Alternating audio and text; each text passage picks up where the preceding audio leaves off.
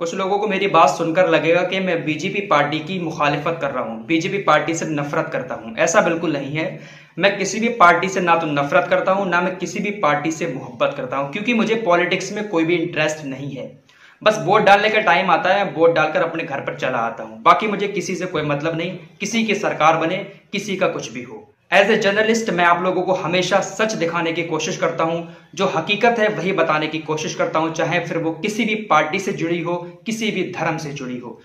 दोस्तों, आप लोगों को कल पता होगा कि अमित शाह जी को कोरोना वायरस हो गया है और वो मेदांता हॉस्पिटल में एडमिट कराए गए हैं।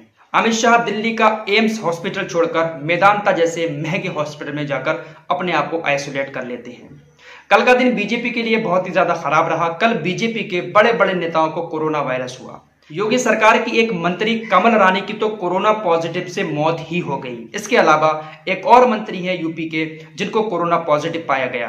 कल बीजेपी के कई बड़े बड़े नेताओं को कोरोना वायरस से पॉजिटिव पाया गया है। लेकिन मेरा मुद्दा ये नहीं है। आज मैं जिस मुद्दे पर बात करने वाला हूं वो ये है कि जिस तरीके से हमारे देश के अंदर कोरोना वायरस को लेकर नियम और कानून बनाए गए हैं कि अगर किसी व्यक्ति को कोरोना संक्रमित पाया जाता है तो उससे पिछले दिनों में जितने भी लोग मिले होते हैं तो उन सारे लोगों को अपना अपना टेस्ट कराकर क्वारंटाइन होना पड़ता है।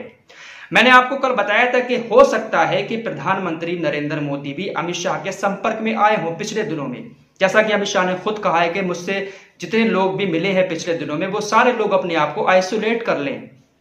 तो आपको बता दें कि 29 जुलाई को एक मीटिंग होती है कैबिनेट की। उसमें अमित शाह के साथ नरेंद्र मोदी, राजनाथ सिंह और भी बड़े बड़े मंत्री वहां पर मौजूद थे। आप लोग तस्वीरों में देख सकते हैं कि अमित शाह जी ने अपने मुंह पर मास्क भी नहीं लगाया है। जैसा कि आप लोग उनकी अक्सर मीटिंग में देखते होंगे कि जब वो बोलते हैं तो अपने मुंह से मास्क हटा लेते हैं।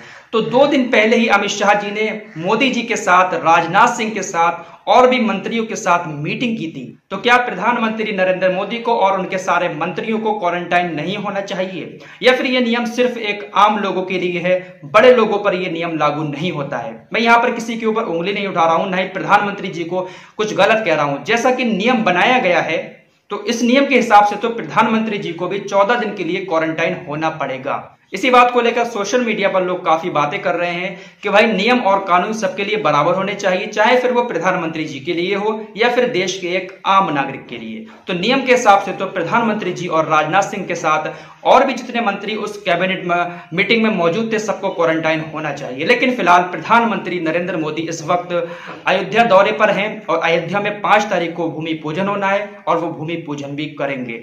जैसा कि अभी तक कोई खबर नहीं आई है कि अमित शाह जी के संपर्क में आने वाले नेताओं को क्वारंटाइन किया गया है या नहीं किया गया है, इस बात की कोई भी अभी खबर नहीं आई है।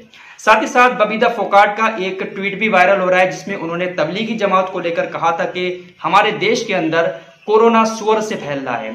तो अब आप लोगों को पता होगा कि बीजेपी के कितने नेता, ज्यादातर बीजेपी पार्टी के नेता ही कोरोना वायरस की चपेट में आ रहे हैं और बिहार के अंदर तो 75 बीजेपी के नेता जो हैं ऑफिस में कोरोना पॉजिटिव पाए गए थे।